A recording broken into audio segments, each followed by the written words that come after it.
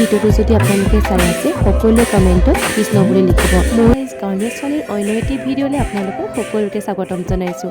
সকলো নীতি নিয়মৰ মাজেৰে আজি আমাৰ বৰনামঘৰত ভাগৱত পাঠ পঢ়িব আৰু এই ভাল লগা মুহূৰ্তবোৰ সাঁচি ৰাখিলোঁ, লগতে আপোনালোকৰ মাজতো শ্বেয়াৰ কৰিছোঁ। আশা কৰোঁ ভিডিঅ'টো চাই সকলোৱে ভাল পাব।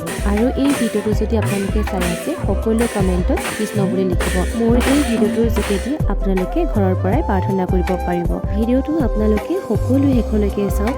আশা কৰোঁ এই ভিডিঅ'টো চাই আপোনালোকে সকলোৱে ভাল পাব।